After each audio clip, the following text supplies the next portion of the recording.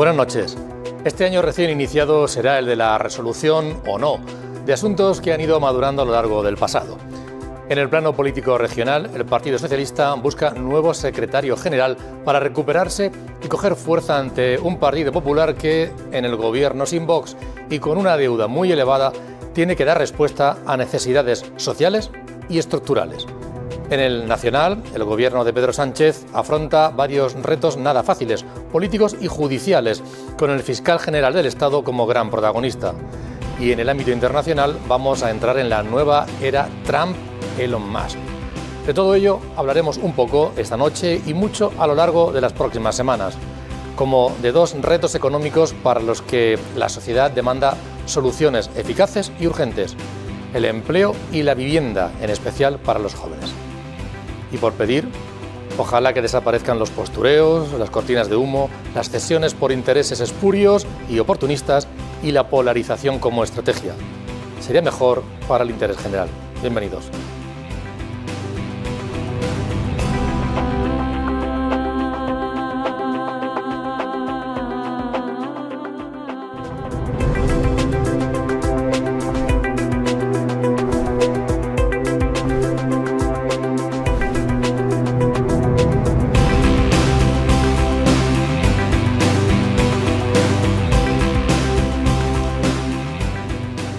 Bienvenidos, muchas gracias por estar ahí con todos nosotros a la vuelta de las fiestas, una vez pasados Reyes. Una carta es la que yo a los Reyes Magos prácticamente le pedía en esa introducción, porque no pinta que la actitud vaya a ser esa durante las próximas fechas, aunque bueno, hay que tener fe. Francisco Javier López, bienvenido, compañero, un placer contar contigo. Muy buenas, espero que los Reyes se hayan portado mejor que todo lo que pides ahí, porque pides mucho. Bastante complicado. Joaquín Asparren, muchísimas gracias por hacer un hueco y venirte para acá. Buenas noches, gracias por la invitación. Nada, un placer como siempre. Y Gonzalo Guandosel, muchísimas gracias por estar también con nosotros, decano de Facultad de Economía y Empresa de la UCAM. Y muchas gracias a los tres. La verdad es que yo no sé si, hombre, eso de saltar de años un poco un formulismo que tenemos, ¿no? Un convencionalismo, porque para los temas puede ser que haya un antes y un después en algunos de ellos y otros no tanto, ¿no? Vamos a empezar por los temas regionales. Vamos a hacer un repaso esta noche de asuntos, por ejemplo, temas regionales. El gobierno regional tiene que necesariamente afrontar asuntos como el de la pobreza en la región de Murcia, hay mucha gente en esas bolsas, como el de mejoras sociales en general, ¿no? También sanitarias, se reclama mucho, educativas y demás. Cómo llegar a acuerdos necesarios con la Administración Central para afrontar las mejoras de infraestructuras, en especial de comunicación. Y mientras tanto, todo ello con un déficit muy alto y sin Vox en el gobierno. Y mientras tanto, el Partido Socialista, que ya afronta dentro de la semana que viene o la siguiente, el relevo en su Secretaría General. José Vélez la deja y ahí estará la pugna entre Diego Conesa y Francisco Lucas. Más o menos por ahí andarán las cosas. ¿Cómo las ves tú este año respecto del Gobierno y del Partido Socialista? Respecto del Gobierno, vamos a ver, decimos que el cambio de año no significa más que un mero formalismo. No solamente un formalismo, para el Gobierno regional, por ejemplo, sí le supone un problema el cambio de año, en cuanto que no ha sido capaz de aprobar por ahora unos presupuestos, y eso sí es un problema para la región, y que esos otros problemas de los que tú has estado hablando, que has estado enumerando, dependen en gran medida de la capacidad, o la capacidad de respuesta del Gobierno regional depende en gran medida de la aprobación de esos presupuestos. Es verdad que legalmente todavía podrían ser aprobados los presupuestos, pero por un lado vemos que con Vox, antiguo socio de gobierno, no es capaz de llegar a ningún tipo de acuerdo.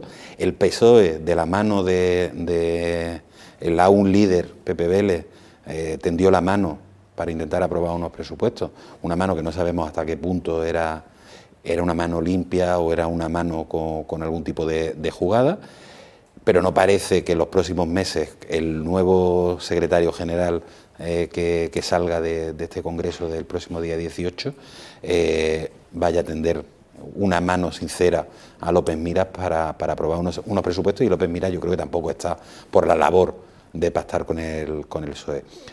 Respecto al Partido Socialista en sí, al PSRM, pues vemos unas primarias que, antes lo hablábamos fuera de cámara, vuelve Conesa, vuelve la persona que rompió la hegemonía del Partido Popular después de más de 25 años,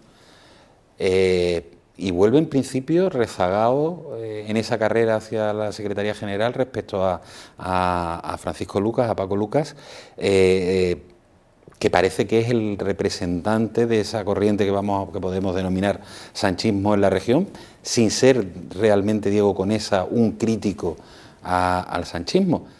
Pero yo creo que puede estar bastante en el aire todavía todo, porque hay, yo creo, agrupaciones que se han decantado claramente por Diego Conesa, pero después en la propia ciudad de Murcia, creo que es una de las agrupaciones más importantes dentro de la federación, del Partido Socialista de la región de Murcia. Yo creo que dentro de la ciudad también hay una serie de divisiones internas que veremos por dónde van y por quién se decantan, y no es descartable la sorpresa. En principio lo normal sería que, y ya hemos visto además cómo el sanchismo se va cargando a todos los críticos en las distintas comunidades autónomas, pero no es descartable que Conesa o dé la sorpresa o esté muy cerca de hacerlo.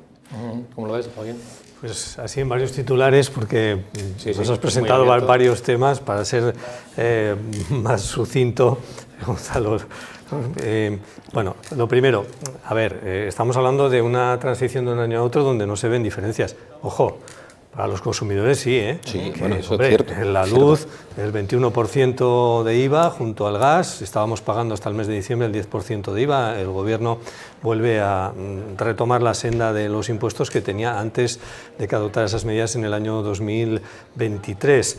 Han subido los alimentos, también en el caso del IVA, y los distintos ayuntamientos de este país, incluidos aquí también en la región de Murcia, han actualizado los impuestos, en algunos casos por encima de lo previsto del IPC, por no hablar del impuestazo de la tasa de basuras, que por la aplicación de una instrucción de la Unión Europea sube, y de qué forma, entre 160 y 180 euros al año en la práctica totalidad de los ayuntamientos de este país, incluido, insisto, los de esta región. Luego, la transición de un año a otro para los consumidores, vamos a ponerla así entre paréntesis. Y te queda el diésel en marzo. Y me queda, bueno, el diésel cuando llegue, si es marzo, el mes de abril, si se ponen de acuerdo en el Congreso los diputados. Pero, bueno, por ir a lo que comentabas, Antonio, y muy brevemente. Por un lado, ahora mismo el Gobierno regional tiene la tranquilidad del argumento de que mientras no hay unos presupuestos generales del Estado o no se marque el índice del déficit, el déficit al que el Gobierno autoriza a las comunidades autónomas, puede mantener, la argumentación de que no puede ahormar unos presupuestos de la comunidad para presentarlos como tal proyecto, en tanto en cuanto no tenga esos datos que considera que son básicos. Eso por un lado.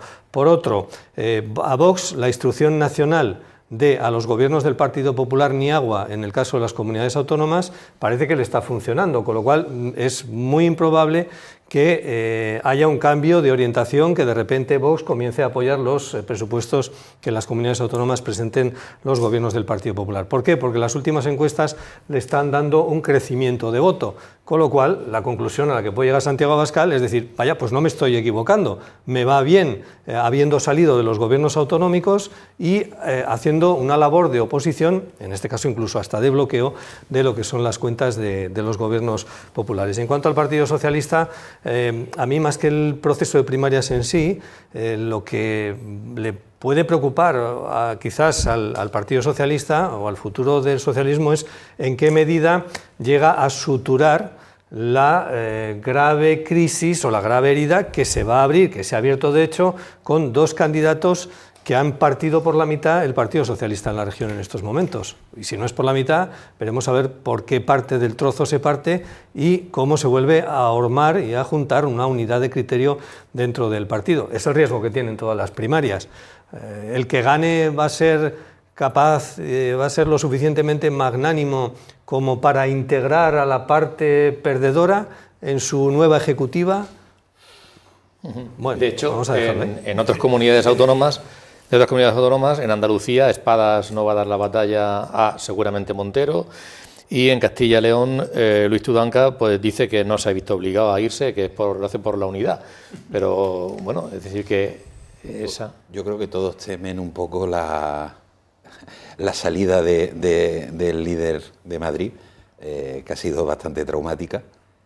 Y yo creo que Tudanca y Espadas, ante verse en el precipicio, han preferido dar el paso, no al lado, como decía Espadas, ayer decía que dame un paso al lado, no lo has dado al lado, lo has dado completamente atrás. Y ahora, eso sí, lo que estamos viendo es cómo en comunidades como Andalucía, Pedro Sánchez ha colocado, o en Madrid, a personas de total confianza, en este caso en Madrid a Óscar López, que fue de los defenestrados también en su momento por el sanchismo, pero se ve que se lo ha ganado a pulso la vuelta, y María Jesús Montero, que vuelve a Andalucía con una dedicación parcial. Si el PSOE quiere volver a fortalecer el voto y recuperar el voto en Andalucía, yo creo que la estrategia de colocar a María Jesús Montero no es precisamente la más acertada, puesto que lo que necesita es un líder o una lideresa que esté 100% del tiempo en Andalucía frente a un Juanma Moreno que está muy fuerte electoralmente. Tener a la ministra de Hacienda en Madrid y siendo líder en Andalucía, pues no lo veo del todo claro, salvo que vayan a utilizar el Ministerio de Hacienda como herramienta electoral en contra de la Junta de Andalucía. Gonzalo, a nivel regional, el Gobierno y el Partido Socialista. Pues bueno, yo creo que, en mi punto de vista, que López Mira está muy tranquilo. Está tranquilo, primero por lo que ha dicho Joaquín, que no están aprobados los presupuestos a nivel nacional, por lo cual puede respirar. Y además las encuestas están muy a su favor, porque si están a favor para Vox, más están a favor para él. Por lo cual yo creo que él ha empezado el año tranquilo y a verlas venir. Yo, fíjate, yo no estoy de acuerdo contigo. Yo creo que Vox sí se equivocó saliendo del gobierno. Yo creo que ha perdido toda la visibilidad que tenía. Las encuestas, Gonzalo. Ya, pero las encuestas son a corto plazo. Yo hablo más a largo plazo, más a consolidar el partido. Yo creo que han perdido la visibilidad que tuvo durante el tiempo que gobernó, la poca o mucha visibilidad. Yo creo que es un partido que necesita afianzarse todavía y toda visibilidad de gobierno y de que sabe gobernar y que sabe hacer cosas más allá de estar en la oposición le vienen bien. Pero bueno, esa es mi opinión personal. Y el Partido Socialista... Vamos a ver, abracemos la democracia. Yo creo que está muy bien que haya dos candidatos y que luchen por... Ninguno de los dos es antisanchista. Es decir, recordamos que Diego Conesa fue sanchista en su día. Es decir, que a lo mejor está un poco apartado ahora del aparato. Yo sí tengo la sensación de que puede hacer un Pedro Sánchez, o sea, que puede ganar con las bases. Yo creo que sí. De hecho, el otro día cuando Lucas presentó solo el doble de los avales, yo pensé aquí guerra, porque si no hubiera batalla hubiera presentado 5 o 6 veces más. O sea, yo creo que puede haber sorpresa, pero también pienso una cosa, y es una opinión muy personal, que si Diego Conesa gana, va a ganar para perder, es decir, le van a hacer la vida imposible desde Madrid, eso pienso. Por lo cual se volverá a abrir el camino y a lo mejor llega en su día la que yo creo que es la gran esperada aquí, que es María González Veracruz. Esa es mi opinión personal. Que es muy personal. Bien, por eso estás aquí, para expresar tu opinión personal, evidentemente. Y a nivel nacional, Gonzalo, a nivel nacional, el Gobierno tiene varios frentes, asuntos que quiere sacar adelante.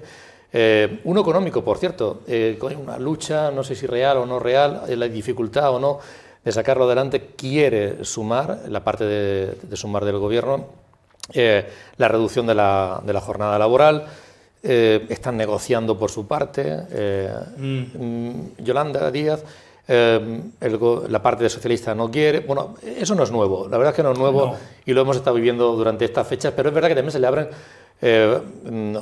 acuciantes frentes judiciales como el protagonizado por el fiscal general del Estado, que puede condicionar mucho lo que queda de este año, ¿no? La posición esa no es nueva y además me parece una posición inteligente. O sea, es decir, yo creo que, por ejemplo, Vox, que se ha quedado en los municipales, no lo está haciendo del todo bien porque se está siendo engullido por los gobiernos del PP. No está viéndose de que ellos también forman parte del gobierno, están bajo la mesa. En cambio, Yolanda Díaz, que ahora está siendo muy atacada, que yo no estoy absolutamente de acuerdo con sus posiciones, pero sí me parece que es muy inteligente provocar de vez en cuando esta guerra con el PSOE de defender sus ideales, porque ella tiene que estar pensando a largo plazo en sus votantes y en ganarse ese espacio político que muchas veces cuando estás dentro de un gobierno que lidera otro, pues normalmente sales esquilado, ¿no? ¿Qué está haciendo ella? Pues en este caso vuelve a sacar el tema de la reducción de la jornada laboral, que para mí es un tema puramente electoral. Yo creo que volvemos otra vez a marear la perdiz. Deberíamos preocuparnos más de aumentar la productividad de este país, que estamos a años luz de otros países europeos, tanto que nos gusta compararnos, y enfocar más el tema en ese aumento de la productividad que en maquillajes de la jornada laboral, que yo creo que no van a ningún sitio. Javier. Vamos a ver, voy a volver a Vox, a lo que decías antes. Vox está creciendo, pero Vox no está creciendo por la salida de los gobiernos autonómicos. Vox está creciendo porque está cambiando su comunicación y su target político.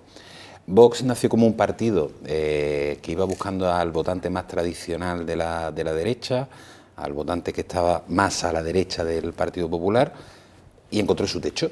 Ha encontrado su techo, de hecho vimos como hubo un soufflé y después empezó a bajar. Sin embargo, está cambiando en su comunicación y está cambiando en cuál es el objetivo al que se está dirigiendo. Ya no se está dirigiendo a ese votante de mediana o avanzada edad más tradicional, sino que su comunicación está yendo cada vez más hacia un grupo nuevo, que además es, digamos, ahora mismo el más contestatario, que es el de los jóvenes. Si analizamos las redes sociales de Vox, por ejemplo, están creando muchos canales y todo el contenido muy creado para ese votante.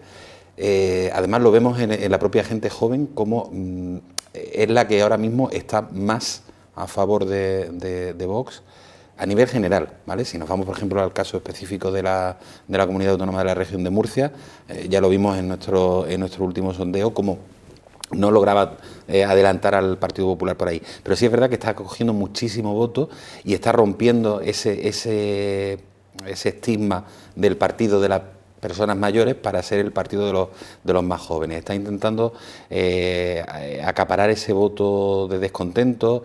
Estamos viendo que los jóvenes tienen problemas, como tú decías al principio, de acceso a la vivienda, problemas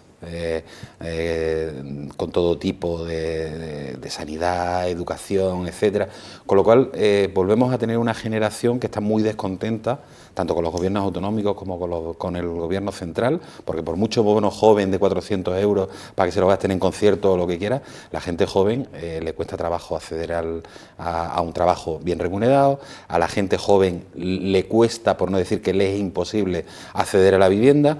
Y Vox está lanzándose mucho hacia ese voto, y ese voto es el que le está permitiendo un repunte, creo. O al menos eso, hablándolo con otros compañeros y demás, hemos estado analizando durante estas Navidades un poquito ese cambio de paradigma dentro de Vox, lo cual no quiere decir que dejen abandonado a su votante, digamos, primigenio, pero sí se está lanzando más a por el voto descontento de los jóvenes. Contrario al Partido Socialista a nivel nacional de Pedro Sánchez, con el fiscal general del Estado, ¿crees tú que puede ser algo que condicione mucho? A ver, en unas condiciones normales, en un Estado democrático, debería condicionar y mucho. Nada más que el simple hecho de que el fiscal general del Estado esté ya siendo investigado, ya debería ser una pica en Flandes dentro de cualquier democracia. Pero es que no solamente es ese, están abiertos muchos frentes y por muchas cortinas de humo que se lancen tarde o temprano, parecen que son pequeños casos, ¿vale? Porque al final el fiscal general del Estado pues es la casuística de filtrar datos de una persona, de un particular, y dice, bueno, no es corrupción. Después tenemos al hermano que esta mañana en los juzgados, el pobre hombre no era capaz de determinar siquiera dónde se ubica físicamente su puesto de trabajo. Eso nos pasa a cualquiera. Tú por la mañana llegas aquí y no sabes dónde está tu trabajo. Tampoco es un caso que parece que sea el talón de Aquiles de Pedro Sánchez. Pero es que tenemos después el caso Ábalos, Koldo y tal, que tampoco parece que sea un caso como para tumbar al gobierno, aunque esta misma tarde Óscar Puentes ha cesado al responsable de la compra de mascarillas y demás dentro del Ministerio de Transporte. Tampoco parece que sea un caso. Tenemos el caso de la mujer, que parece que había una corrupción en los negocios, que ha utilizado los servicios del Estado en beneficio propio. Tampoco parece que sea suficiente. ¿Los socios están sólidos? Los socios están sólidos porque le pueden sacar toda la pringue y toda la manteca que necesiten, porque se la va a dar. Y si no, siempre tenemos el comodín de Franco. 50 años sin Franco. Joaquín. Bien, pues un análisis, a ver, por partes. ¿Los socios están firmes o no? Bueno, las últimas votaciones se han alineado con el Partido Popular en materia económica, sobre todo a la hora de la no renovación, que lo ha tenido que hacer por vía decreto, pero eso va a morir en el Congreso de los Diputados, salvo que lo vuelva a arreglar, de todo el tema del impuesto a las energéticas, claro. Los socios son de Esquerra, los socios son de derecha. El tema de la reforma laboral tampoco está, de lo que es la reducción de la jornada laboral, pues, y del incremento del salario mínimo interprofesional, pues tampoco lo tiene muy claro, porque Junts y el PNV tampoco es que sean muy o estén muy por la labor, porque efectivamente su ideología es una ideología de centro-derecha más que una ideología progresista. Sin embargo, la contradicción que se ve y que se viene viendo en esta legislatura es que si cogemos por ideología los grupos parlamentarios, hay una mayoría en el Congreso de los Diputados de ideología de centro-derecha. Sin embargo, hay dos partidos, el caso de Junts y el PNV, que manteniendo esa ideología, sin embargo, están sosteniendo a un gobierno de carácter socialista y de Sumar, antiguo Podemos, en fin, con la ideología más a la izquierda todavía del Partido Socialista. Es una contradicción que efectivamente llega a puntos de fricción como estos, donde la economía manda y donde ahí se ven las costuras del gobierno. ¿Hasta dónde puede llegar eso? Bueno, pues como dice Francisco Javier, yo creo que puede estar en la medida de hasta dónde está dispuesto a ceder el gobierno a las prebendas que tanto el PNV como Junts quieran. Y luego hay un aspecto respecto de Vox, sí que ha podido cambiar la estrategia de comunicación, pero es más que todo por una razón. Se le había abierto una vía de agua que se llama Alvise, que le estaba haciendo o provocando una sangría de precisamente ese voto joven que estaba en Vox o que era proclive a votar a Vox y que de repente se vio atraído por esos cantos de sirena de Alvise, con lo cual es muy lógico que Vox se fije en esa cuestión e intente taponar esa vía con una nueva estrategia. Pero han sido inteligentes, porque fíjate que una persona como Buxadé, que lo que menos te imaginas es que precisamente vaya a buscar el voto joven, porque su ideología parece que va más en contra de lo que los jóvenes puedan pensar. Pero es que además se da la paradoja que Alvise, en el momento que ha tocado moqueta y se ha sentado en un sillón, se ha callado. Es verdad que de vez en cuando, bueno, se ha callado y aparte está siendo investigado por financiación ilegal en su partido, plataforma, etcétera. Con lo cual, sí parece que Vox ha sido capaz de darse cuenta que tenía ese agujero y que ese votante estaba a su disposición y parece que se ha lanzado claramente a por ellos. Gonzalo, ¿quieres apuntar algo? Sí, no, yo solo quería decir que yo sinceramente pienso que Pedro Sánchez va a aguantar la legislatura, es decir, que no va a caer por ninguno de esos casos de corrupción y que la única forma de que caiga sea o bien porque el PNV se le pase el cabreo que tiene con el PP, que fue lo que le llevó a este pacto antinatural, o bien el señor Puigdemont decida en un momento determinado que quiere tumbar a Pedro Sánchez. Mientras eso no pase, yo creo que puede haber, sin embargo, dos casos que sí que puedan provocar una convocatoria anticipada de elecciones con una decisión. El caso de la esposa, Begoña Gómez, y el caso del hermano. Es decir, si esos dos casos, por lo que sea, terminan con algún tipo de condena en los tribunales, yo no descartaría, no lo descartaría. No descartaría la posibilidad de una convocatoria. El caso Koldo, estamos en Navidad, no, ¿sabes? porque aquí se han marcado. Por el caso Koldo, desde luego que no. Y por el caso Fiscal General del Estado, tampoco. No, ninguno. Pero porque puede acabar con el cese del Fiscal General del Estado y ya está. Pero ya si son dos cuestiones que le afectan directamente a su círculo más íntimo familiar. No lo sé. Fundamentalmente el de la mujer, el del hermano. Pues bueno, el hermano, hemos visto a lo largo de nuestra historia democrática como muchos familiares de políticos se han beneficiado y no ha supuesto la caída del político. Pero Alfonso Guerra al final sí le costó a él políticamente su carrera, aparte de que ya estaba empezando el distanciamiento con Felipe. Pero en el caso de la mujer sí es verdad que sería muy grave que la mujer del presidente del gobierno terminase, yo creo que ni siquiera llegar a condena, nada más que con que se abra un juicio, con la apertura de un juicio ya supondría un desgaste que yo creo que incluso desde Europa le dirían, oye, majete, eres muy guapo, pero da un pasito atrás.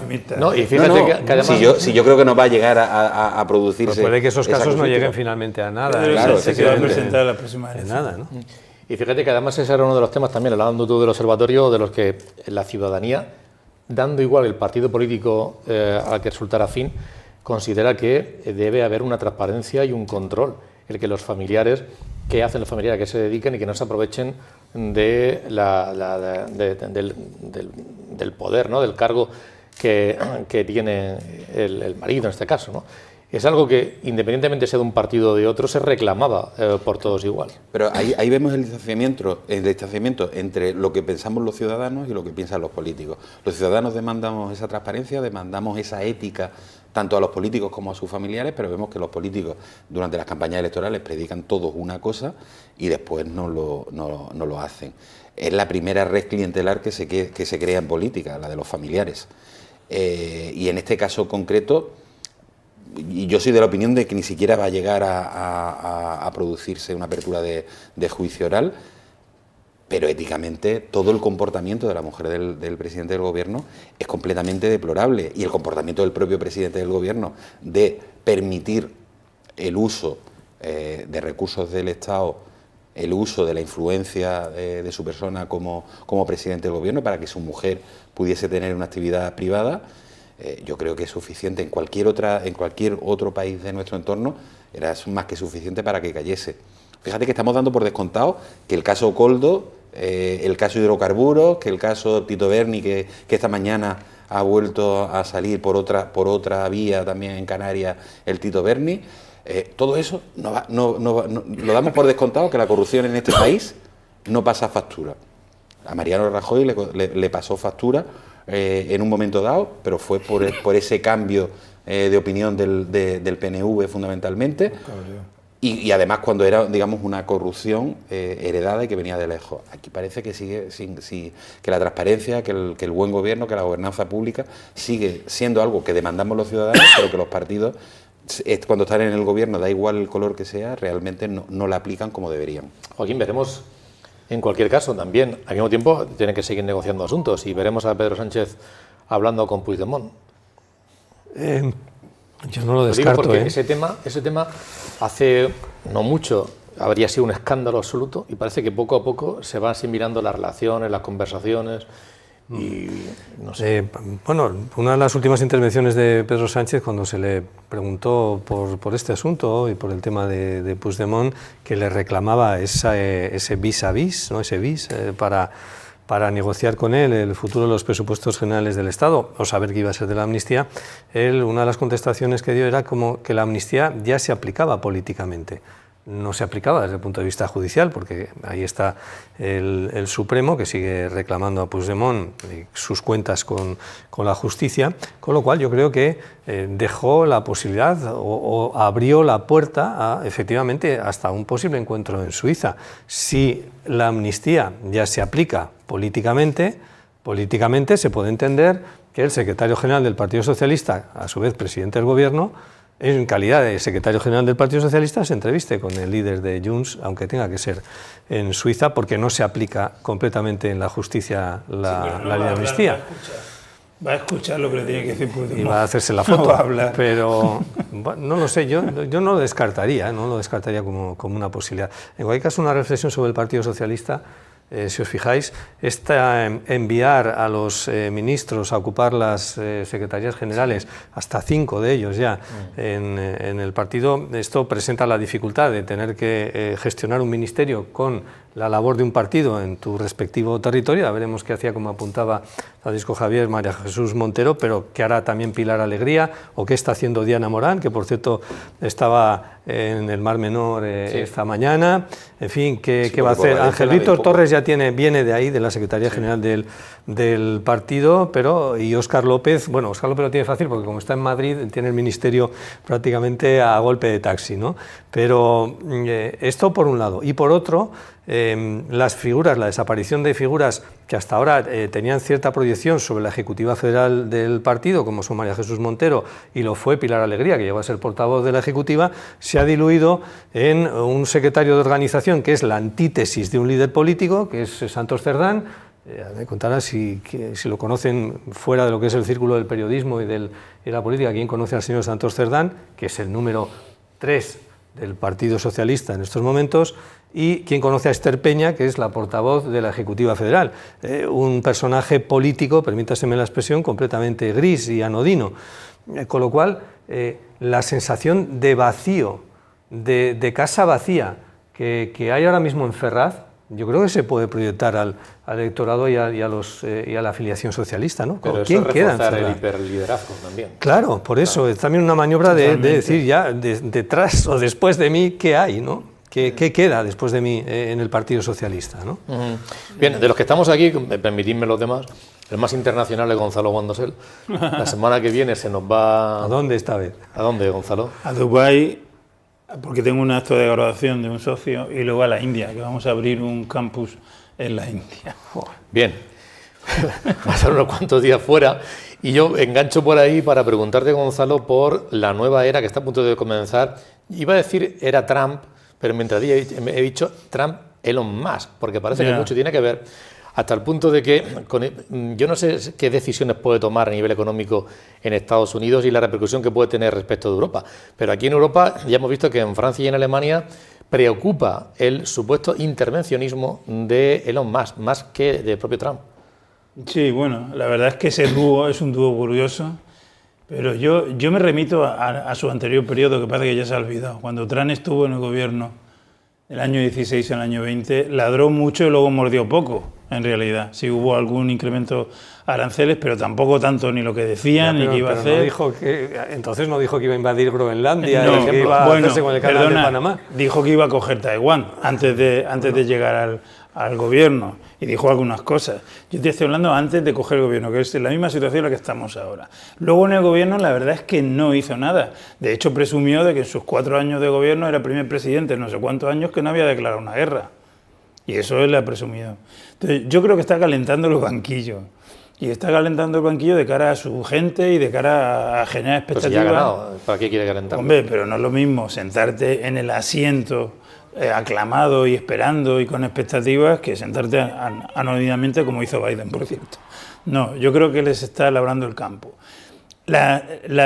Elon Musk es una incógnita, la verdad, ciertamente. Y es una incógnita peligrosa porque es un magnate con muchísimo poder, tanto mediático como a nivel financiero, es decir, y ¿hasta qué punto va a intervenir en la acción del gobierno o simplemente va a aprovechar el gobierno para sus negocios? No lo sabemos. Pero vamos, yo soy partidario de no anticipar nada, esperar y racionar. Pero vamos, no creo que vaya a ser tanto como se piensa que va a ser. Pero bueno, se piensa que en cualquier caso habrá medidas proteccionistas sobre la economía de Estados Unidos. Te repito que no serán tan bestias como están diciendo que van a ser, porque no lo fueron cuando estuvo la otra vez. Es decir, habrá medidas proteccionistas, esperemos a ver cuáles son. Recuerda que cualquier medida proteccionista siempre conlleva una contrarréplica, por lo cual siempre se pisa con mucho cuidado, porque la contrarréplica puede ser mucho peor que lo que vas buscando con tu medida. Es decir, que es una partida de ajedrez muy complicada y por mucho que se puedan decir barbaridades, luego hay que pensar muy bien los movimientos.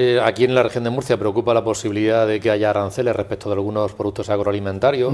Ya los hubo en la anterior época. Sí, pero no tan elevados como se pensaba. Respecto del calzado, por ejemplo, pero también no nos afecta a nosotros. Pero uno de los sectores que puede afectar mucho es el tema del combustible, del gas especialmente, respecto de Europa y demás, ¿no? Eso es cierto, pero repito, él quiere ser presidente, es su último mandato. Yo creo que quiere dejar un legado y se va a pensar, es decir, no es tan, yo no sé si él, porque yo no lo conozco, pero yo creo que tiene un equipo de gente que piensa. Yo creo que las medidas que van a tomar no van a ser irracionales y siempre va a tomar decisiones buscando algo concreto y no descabellado, por lo cual, fíjate, yo no soy trampista, pero tampoco quiero dejarme llevar por ese miedo y ese pánico a que una persona irracional va a llegar al poder, porque no creo que sea así. La duda es más Elon Musk. Sí, la duda es el papel que va a jugar Elon Musk, que no lo sabemos todavía, no sabemos qué papel realmente va a jugar. Me refiero en cuanto a la influencia, pues ya sabemos que no va a tener ningún cargo dentro del gobierno, pero la influencia que va a ejercer sobre... Yo también creo que Trump tampoco debe ser una persona que se dejara influenciar muchísimo, salvo por alguien que realmente le presente una alternativa bien pensada. Es que yo creo que es un tipo inteligente, más allá de la imagen que pueda transmitir. ¿Y por qué tanta preocupación en Europa, en algunos países, en Francia, en Alemania, por Elon Musk, sobre las elecciones? Hombre, hay preocupación por eso, primero por los mensajes que está lanzando, por las acciones que está haciendo, por la ideología que él representa y por el poder que tiene. No te olvides que tiene un poder de un medio de comunicación brutal, que es el que utilizan prácticamente todos los gobiernos del mundo y muchísima gente para comunicarse, como es X, antigua Twitter, y luego es el dueño de muchísimas empresas que tienen una influencia muy grande en el mundo. Entonces, claro, la gente tiene miedo de qué tipo de decisiones puede hacer tomar a Trump que beneficien a sus empresas frente a sus competidores. Eso es normal que se tenga ese miedo. ¿Cómo veis el panorama internacional, Javier? Fíjate, el poder que tiene este señor, ¿sí? Elon Musk, que es capaz de que el gobierno de Alemania o el presidente de la República Francesa o el primer ministro británico tengan que estar pidiéndole que les deje tranquilos. Un señor, claro, es el más rico del planeta. Y la influencia que tiene, 280 millones de abonados a Twitter. ¿Qué puede hacer con 200? ¿Cómo puede manipular a 280 millones de personas de todo el mundo? Bajando, pero ahí se mantienen. Y lo último es que Mark Zuckerberg, el dueño de Facebook, para que nos entendamos, de Instagram, que es el dueño de Meta, el otro día consultaba los datos, 1.300 millones de abonados en Facebook y 1.200 millones en Instagram, ha levantado la especie de control que mantenía sobre las opiniones que se pueden verter en esto para intentar cribar lo que era fake, lo que era mentira, lo que era manipulación, de lo que era realmente. Lo ha quitado porque ha visto que a Elon Musk le va bastante bien y él quiere aproximarse también a la órbita de Trump. Es decir, hay dos señores en el mundo ahora mismo con una capacidad de influencia brutal, que son capaces de quitar, cuidado, de quitar y poner gobiernos. La ideología del señor Musk está clarísima, la de Zuckerberg no tanto, pero va por el mismo camino. Luego, si esos señores son capaces de manipular a cientos de millones de personas, perfectamente pueden alterar el resultado. Rumanía, ¿qué ha pasado en Rumanía? Que al final el Tribunal Constitucional ha tenido que echar atrás unas elecciones presidenciales aludiendo precisamente a esa contaminación de las redes en una decisión más que polémica porque había ganado el candidato de la ultraderecha pro-Putin y anti-Unión Europea. Cuidado, Cuidado con estos señores. A mí me da mucha prevención. Además, personas que tienen un poder económico, financiero... Mucho más que Donald Trump, estoy de acuerdo contigo. Pero muchísimo más. Enorme. Mucho más. Y que manejan el ámbito de la comunicación. Claro, pero de una manera brutal. O sea, que es la manera que se comunica la gente joven hoy en día y muchos organismos. Casi todos los organismos políticos se comunican a través de Twitter. Es decir, que es una arma brutal. Pero yo repito, que yo le tengo más miedo a Elon Musk o con lo que puede influenciar que al propio Trump. Eso... Sí, además se da la paradoja que un gobierno como el que se va a iniciar el día 20 en Estados Unidos, con claros tintes racistas y xenófobos fundamentalmente hacia las minorías que ya no lo son tanto, más bien son mayorías latinas y negras y demás, esté influenciado por un sudafricano. Porque Elon Musk, entre otras cosas, no puede ocupar un cargo y tal porque es sudafricano, no es ciudadano norteamericano. Pero te recuerdo que ese gobierno está ahí con mucho voto negro y con mucho voto latino. Sí, pero claro, porque eso se olvida. Fundamentalmente el voto latino, Trump lo ganó porque los propios latinos que ya están trabajando en Estados Unidos no quiere que vaya más gente, porque aunque es una sociedad con pleno empleo prácticamente, con una tasa de desempleo alrededor del 4%, pero a base de tener 3 y 4 trabajos para poder subsistir realmente. Con lo cual esa gente no quiere que venga más inmigración porque su posibilidad laboral se vería disminuida.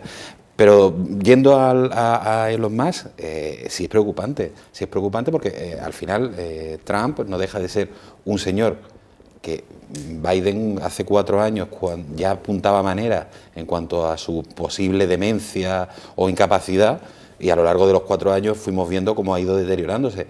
La edad de Trump no es mucho más joven que Biden, y la capacidad de influencia que va a tener más va a ser bastante, yo creo, bastante grande. Y después lanzar, tú decías, ya dijo que quería ocupar Taiwán justo antes. Ayer mandó al yerno a Groenlandia con el Trump Force One. que encima tiene un avión simulando el Air Force One y lo mandó ahí. ¿Qué interés puede tener Estados Unidos? ¿Que algo huele podrido en Dinamarca? Porque Groenlandia es Dinamarca, país de la Unión Europea. Sí, bueno. No es que crea que los pobres groenlandeses, minoría étnica, están siendo maltratada por la Unión Europea y por Dinamarca en sí. No, son los grandes yacimientos que hay de minerales que, por cierto, dentro de las industrias que el señor Musk domina, son muy necesarios para la fabricación de baterías, para la fabricación de componentes electrónicos, etcétera. Es decir, el señor Musk va a influir más de lo que creemos en Trump. Yo creo que sí. No te olvides que él está en Groenlandia con el acuerdo del gobierno de Dinamarca y que lo justifican en que el camino más directo de una posible misil desde Rusia pasa por Groenlandia. Es decir, pero que ya llevan en Groenlandia mucho tiempo. Los americanos tienen bases ahí, están bien posicionados. También la tienen en Europa. Prefiero que no es un tema nuevo, que no es un tema que... pero decir ya directamente que se quiere quedar con Groenlandia... Pero como si dice que mañana se quiere quedar con India, es decir, o con China. Es decir, que yo creo que es todo una parafernalia que quiere lanzar para preparar su llegada. Es que no hay que hacerle caso. Bueno, eso es lo que pienso. Bueno, vamos a abordar ahora dos cuestiones económicas importantes que han venido marcando la agenda durante estas últimas fechas y lo van a seguir en las próximas, que es empleo y vivienda. Pero eso a la vuelta de publicidad. Hasta ahora.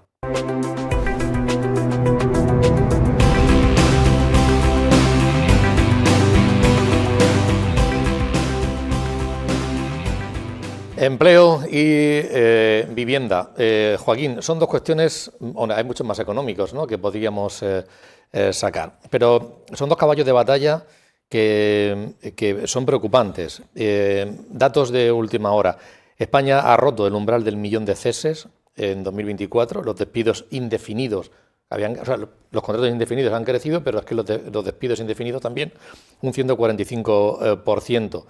Ahora ya se habla y hay muchas cuestiones relacionadas con el empleo de las que se va a hablar, lo que hemos dicho de la reducción de jornada laboral, la subida de 50 euros del salario mínimo interprofesional, pero todo eso, lo importante es crear empleo y va a ser una batalla. Y la otra, la vivienda. Empezamos por el empleo, si te parece. ¿Qué reflexión hacer al respecto? Partimos de una situación del mercado laboral que ha cambiado. Al cambiar la legislación, la inmensa mayoría de los contratos que se hacen en nuestro país son contratos indefinidos, ya porque desaparecieron y estaban muy penalizados y muy controlados los contratos eventuales, aquellos contratos que había por un tiempo limitado. Con lo cual, el dinamismo del mercado laboral ahora lo que incluye es que si la mayoría de los contratos son indefinidos, cuando el empresario quiere poner fin a esa contratación, lo que hace es despedir. Entonces, termina una relación de un contrato indefinido que, insisto, antes la mayoría de los casos eran contratos de 3, de 6 meses, que cuando cumplían los 6 meses, pues el trabajador cesaba en la actividad sin una compensación. Ahora tiene derecho a una compensación, puesto que, aunque sea de una mensualidad, más o menos, en un contrato de un año indefinido que termina al año, pues creo que la indemnización está en torno a una mensualidad, con lo cual tampoco es excesivamente gravoso para el empresario el poner fin a este tipo de contrataciones. Yo no le daría excesiva importancia a este asunto, sí a la evolución del mercado laboral a partir de este año, del año que viene. Las cifras en principio de crecimiento previstas para el país en cuanto a Producto Interior Bruto, y que me corrija Gonzalo, en principio siguen siendo positivas. Para este 2025 hemos cerrado con un buen Producto Interior Bruto. Otro asunto es algo que viene un poco a la reflexión de por qué, si la economía española va también, el Partido Socialista, que está ahora mismo liderando y comandando esa política económica, no tiene luego reflejo en las urnas, no hay un respaldo tan claro del electorado. Pero eso sería otro tema, probablemente vinculado a que esas grandes cifras macroeconómicas no se sienten como se deberían sentir realmente en los sectores de la población que necesitan más que otros el crecimiento, notar en sus bolsillos el crecimiento de la economía. ¿Qué puede preocupar en el mercado laboral en este año 2025? Un aspecto que se está notando ya en las industrias del norte de España que están acometiendo importantes regulaciones de empleo y expedientes de regulación de empleo de despidos. El sector de la línea blanca, que se conoce, el sector de los electrodomésticos, en el caso, por ejemplo, de la Comunidad Foral de Navarra, la empresa insignia, que lo ha sido durante décadas a través de distintas marcas, la última era Bosch, que también había cambiado ya ahora últimamente el nombre, pues ahora mismo tiene en la cuerda floja el futuro de 650 trabajadores. Esto se está multiplicando en otras líneas de lo que es un consumo directo, ¿no? Porque uno cambia de lavadora o compra un frigorífico de una forma más habitual que pueda comprar una casa o un coche, incluso, si me apuras, ¿no? Con lo cual, bueno, ahí hay un punto de fricción o de preocupación. Y el segundo tiene que ver y mucho también con el mercado del automóvil. Vamos a ver qué pasa con la incertidumbre que ha provocado el que las empresas automovilísticas del país, de este país, punteras, se hayan lanzado junto a todos sus proveedores a unas expectativas de un mercado del coche eléctrico que no se están cumpliendo ni de lejos, y esto está provocando también graves fricciones, expedientes de regulación temporales en las principales empresas de producción automovilística del país.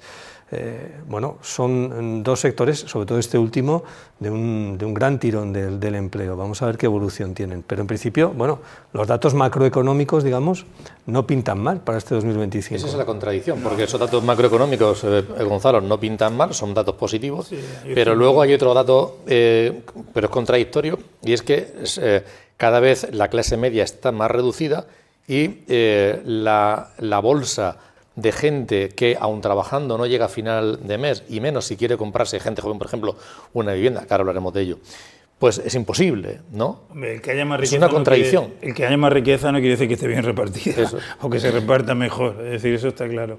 Pero mira, sobre el mercado laboral, hay una cosa que tenemos que entender. El mercado laboral en España es un mercado que estructuralmente es temporal, y siempre ha sido así, ¿vale? Es un mercado que ha funcionado mucho por contratos, como tú has dicho, 3 meses, 6 meses. ¿Qué pasa? Cuando tú quitas esa herramienta e introduces el contrato indefinido, lo que consigues es que al final las empresas le pierdan miedo al contrato indefinido, porque no tienen otra opción. Aunque vayan a contratar a alguien por 3 meses, tienen que tirar del contrato indefinido. Le pierden miedo al contrato indefinido, pero también le pierdes el miedo al despedir. Y al final lo despides igual, por lo cual estás utilizando el contrato indefinido igual que utilizabas el temporal, pero con un agravante. Tú has dicho, no, es que hay una indemnización. Ojo, que ha aumentado un 84% la gente que han echado antes del periodo de prueba. Entonces hay un periodo de prueba de 3 meses, generalmente. 3 meses, 6 meses, etcétera, y la gente que han echado antes de llegar al periodo de prueba, que no conlleva indemnización, ha aumentado un 84%. Es decir, que el empresario, con los recursos que tiene, pues ha estudiado, y como el mercado no va a cambiar su naturaleza, que es temporal, tiene que adaptarse a la herramienta que tiene ahora, que es el contrato indefinido. Por lo tanto, yo no le daría tanta importancia a esa cifra del aumento de despidos, porque en realidad no es más que un reflejo de que el mercado sigue siendo temporal. Eso es sobre ese tema. Y luego, sobre lo que tú has dicho, es verdad que tú escuchas a los empresarios, a todo el mundo, no sé por qué ciertamente, pero las previsiones para 2025 son optimistas. Ha empezado el año con buen pie, todo el mundo piensa que va a ir mejor, pero esas desigualdades están. Hombre, los impuestos que ha dicho antes el amigo Joaquín, pues ayudan mucho a comprimir a la clase media, y es verdad que esa riqueza pues no está bien repartida y sigue sin estarlo, pero es cierto que los datos macroeconómicos apuntan que este puede ser un buen año. Si no aparece algún cisne negro, algún acontecimiento tipo Elon Musk o tipo guerra de Ucrania, a mí eso me preocupa mucho, qué es lo que va a pasar con esa guerra. A no ser que aparezca algo así, otro coronavirus, ¿no? Que ahora parece que hay otro virus por ahí danzando. Si no aparece algo así que pare en seco, parece que este año apunta bien macroeconómicamente. Partido Socialista Obrero Español. Redistribución de la riqueza, estamos viendo que no. Con lo cual, socialista, poco.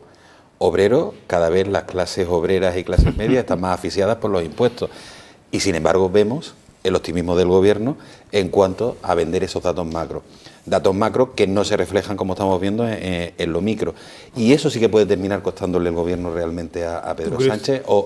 Sí, porque vamos a ver, en los últimos 45 o 50 años las clases medias en España han disminuido de casi el 60% a estar ahora rondando el 40%, pero un 40% que supone esa clase media con un poder adquisitivo bastante cada vez más constreñido, asfixiado por los impuestos. Yo antes te decía, y el impuesto del diésel que va a entrar en vigor en abril o en marzo o en abril, el mercado del automóvil, estamos viendo, por ejemplo, cómo no despega el eléctrico y cómo mucha gente seguimos teniendo un diésel con más años que la Tana, pero no lo vendemos porque el diésel sigue estando más barato. Cuando en abril el diésel se incremente 10-15 céntimos más por litro, eso a la familia va a suponer otro estrangulamiento más. El IVA, la factura el IVA de la luz o del gas, un incremento todavía mayor.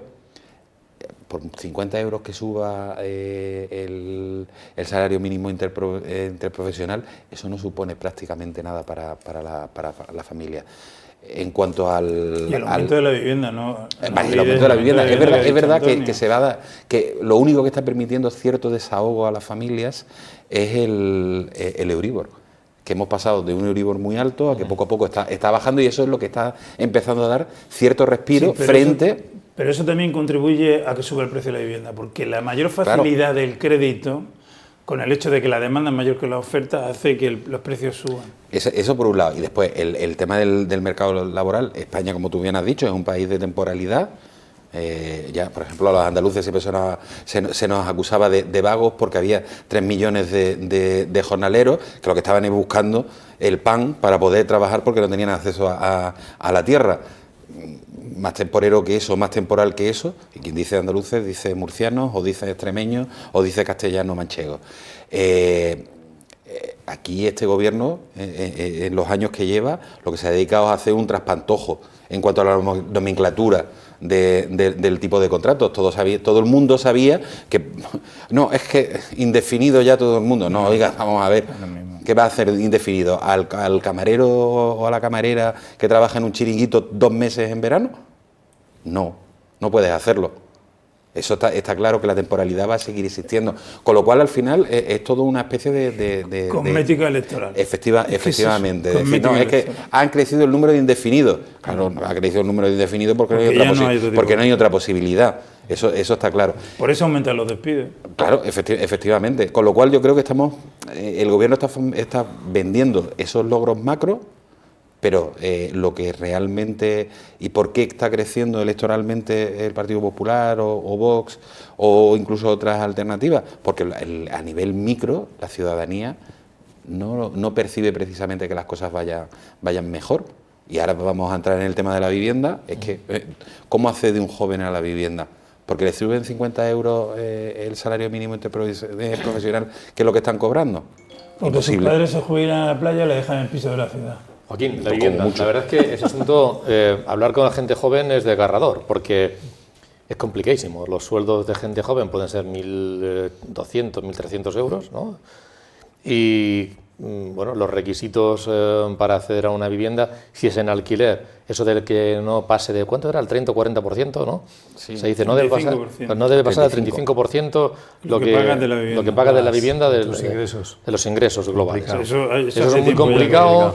Y bueno, y la adquisición también. No paran de hablarse del tema de la vivienda, pones encima de la mesa propuestas, pero es frustrante, ¿no? Porque te digo que la ponga ahora el Partido Popular ha dicho que en sus comunidades autónomas va a sacar suelo público y demás. El Partido Socialista también ha planteado otras medidas, pero no se ve solución, porque hablando con compañeros del ámbito de la arquitectura nos dicen no, la vivienda va a seguir subiendo en las próximas fechas.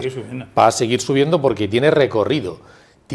Básicamente por esas dos cosas que te he dicho, porque el crédito es más fácil, el acceso al crédito es más fácil y porque la demanda es muy superior a la oferta. Sigue siendo muy superior a la oferta. Sí, hablábamos esta mañana en Onda Regional con un experto de este asunto y bueno, efectivamente decía que el año 2025 va a ser el de nuevo de un crecimiento quizás no tan acusado como en 2024 del precio de la vivienda en cuanto a porcentaje y bueno, él nos daba unas claves que yo creo que eran interesantes. Es decir, Efectivamente, el domingo en Asturias el Partido Popular va a presentar una propuesta unificada con los presidentes autonómicos, con los alcaldes de las principales ciudades gobernadas por el PP para intentar dinamizar el mercado laboral, poniendo, sobre todo una de las claves, mediante la cesión temporal de suelo público, de suelo de esos ayuntamientos o de esas comunidades para la promoción de vivienda asequible. Se cede no vendes el suelo, esto es una figura que en Francia ya se ha utilizado muchísimo, la administración pública cede ese terreno durante 50, 75 años, reservándose el derecho de retracto, de recuperar ese suelo, sobre el que se han edificado unas casas. Bueno, eso ya veremos cómo se haría en su momento, pero bueno, es una fórmula, decimos, de abaratar de entrada uno de los inputs que más influyen en el precio final de la vivienda, como es el precio del suelo. Bueno, vamos a ver hasta dónde tiene recorrido esa iniciativa. El lunes hay una cumbre, en este caso convocada por el Gobierno, va a ir el propio Pedro Sánchez, la ministra Isabel Rodríguez, han citado a las principales constructoras inmobiliarias del país para presentarles, por un lado, la sociedad estatal de suelo con lo que se supone que es el parque público de ministerios, etcétera, incluso de ADIF, que ha ido recuperando el Gobierno para esos suelos rehabilitarlos, o en el caso de vivienda rehabilitarlas y ponerlas a precios asequibles a los ciudadanos, y por otro lado intentar lograr una especie de pacto público-privado de colaboración también para intentar impulsar la promoción y construcción de vivienda. Todo eso está muy bien, pero estamos hablando primero de que lo deseable sería que, puesto que hay propuestas del Partido Popular y del Partido Socialista o del Gobierno para dinamizar el mercado de la vivienda, lo menos que se puede pedir es que se sienten y que negocien e unifiquen sus ideas. Pero estamos hablando de proyectos que en el mejor de los casos, imaginaros que sí, que hubiera un acuerdo y decir, vamos a construir vivienda en este país de esta forma y esta otra para que sean a precios asequibles. Bien, con toda la burocracia que hay de por medio, con lo que supone el planeamiento urbanístico, el desarrollo, la construcción de las obras, etcétera, etcétera, etcétera, nos ponemos en un horizonte, en el mejor de los casos, de 3-4 años. Pero ¿qué pasa entre esos 3 o 4 años? ¿Cuál es la solución? Bueno, ¿qué nos queda? Por un lado, o el lado más fundamental sería, vamos a intentar dinamizar el mercado del alquiler. Un mercado del alquiler que, curiosamente, a las intenciones del Gobierno lo que ha sido volverse en contra. Es decir, se ha restringido mucho la oferta del alquiler. Los propietarios, en muchos casos, estamos hablando no de los grandes tenedores de vivienda, no, de los pequeños propietarios, que son también una mayoría importante, que tienen una vivienda o 2 viviendas para alquilar. La inseguridad jurídica que les han creado las últimas medidas del Gobierno les ha hecho retraer la oferta. Prefieren tener la casa cerrada que ponerla en el mercado del alquiler. Bueno, ¿cómo se puede, y esta mañana nos daba la idea ese experto, cómo podemos sacar de nuevo ese importante paquete de vivienda de alquiler que está ahora mismo retraída por ese temor? Por el temor al que el inquilino no te pague, o por el temor a que luego se aproveche de la legislación para que luego no te pague, pero sea clase vulnerable o familia vulnerable, y entonces se quede allí no sé cuánto tiempo. Una solución, yo propietario de una casa de alquiler, le digo al ayuntamiento o le digo a la comunidad autónoma, oiga, aquí tiene usted mi piso, usted se encarga de alquilarlo a condición de que usted me pague todos los meses a mí, administración pública, digamos un precio estándar, un precio asequible, y usted se responsabiliza de mi piso. Una garantía pública, por tanto. Una garantía pública. ¿Por qué no se hace? ¿Por qué no se hace? Puede ser una solución. Puede ser una solución. De esa forma, el propietario tendría una tranquilidad, es decir, tengo a la administración pública que me respalda, que me va a pagar todos los meses ese alquiler, con independencia de que luego esa familia sea vulnerable y sea la administración la que corra con el hecho de que, pues esa familia, por las razones económicas que tengan, no puede hacer frente al alquiler. Es decir, la administración se convierte en el casero, por decirlo así, de unos inmuebles que son propiedad de unos señores a los que les garantiza un alquiler. Es cierto que en cualquier caso es uno de los temas preocupantes. No te convence. Sea esa solución o no. No me convence, porque si la administración ya paga mal a sus proveedores, no me quiero imaginar si tiene que ser la garante de los alquileres. A mí que la administración administre algo me da para... Sí que era uno de los temas también que salía además en el observatorio que hicimos reciente, y los anteriores también, de preocupación absoluta, y sobre todo entre la gente joven. Sí. Claro, vamos a ver, es que el acceso para la gente joven es ahora mismo es totalmente inaccesible acceder a una vivienda. Y ya no estamos hablando en el centro de las ciudades, no, en cualquier tipo prácticamente incluso en los pequeños municipios, etcétera.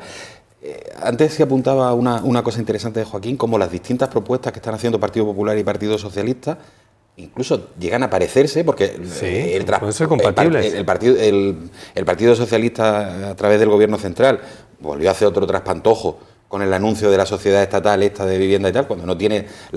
él puede tener suelo a través de ADIF, a través del Ministerio de Defensa, etcétera, pero no tiene las competencias para la construcción, ¿vale? Porque esas competencias las tienen comunidades autónomas y ayuntamientos, ¿vale? Y ahora vemos que el Partido Popular, de manos de las 12 comunidades autónomas donde gobierna, lo que quiere es hacer algo similar, ¿vale? Al final, pues, tan difícil a esta gente tanto trabajo le cuesta sentarse. Imposible. Joder, es más fácil sentarse con Puigdemont a tomarse un café que sentarse Feijóo con Pedro Sánchez y tratar uno de los aspectos fundamentales para la sociedad en este momento. Y ha hecho yo la carta de los Reyes Magos al principio. Claro, eso es cosa de Antonio. Efectivamente, eso es la escritura. Te recuerdo que Puigdemont lo tiene cogido por la peluca. Pero vamos a ver, tan fácil sería como comunidades autónomas que tienen y ayuntamientos que tienen la capacidad de promoción de esas viviendas, que el Estado ponga a disposición de las comunidades autónomas y de los ayuntamientos esos suelos y que sean en casi todas las... Nosotros vivimos en una comunidad uniprovincial y no lo sabemos. Pero casi todas las comunidades pluriprovinciales, las diputaciones provinciales tienen sociedades de promoción de viviendas y construyen viviendas. En nuestra comunidad eso no se hace, ¿vale? Ni a través porque no solamente ya porque no tengamos una diputación provincial, sino porque la comunidad autónoma no lo hace pese a tener las competencias para hacerlo.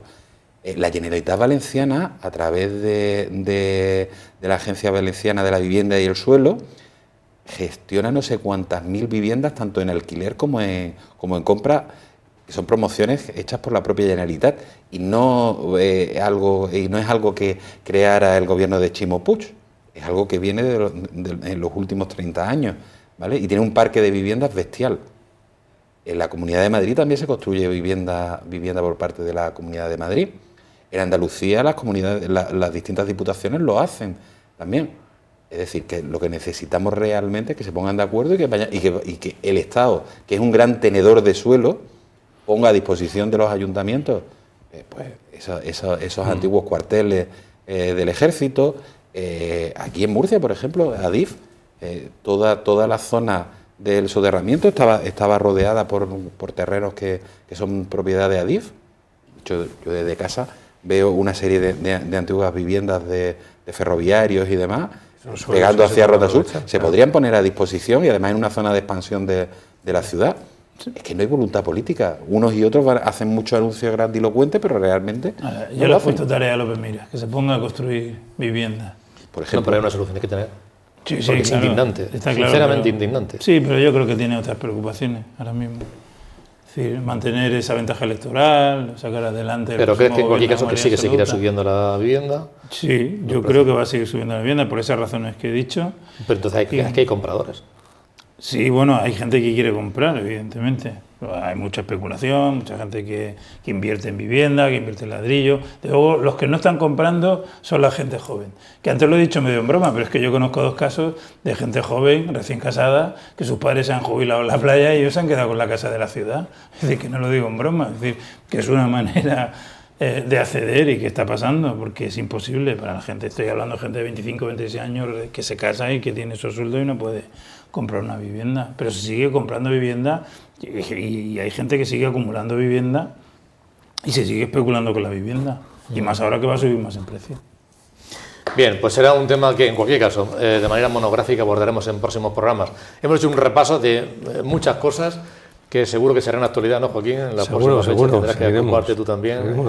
Seguiremos trabajando todos estos temas. Eso es. Muchísimas gracias, Joaquín, por estar aquí. A vosotros. Javier, un placer. Muchísimas gracias. A ver cuándo te pillamos pronto. Antes de Semana Santa volvemos. A ver si es así.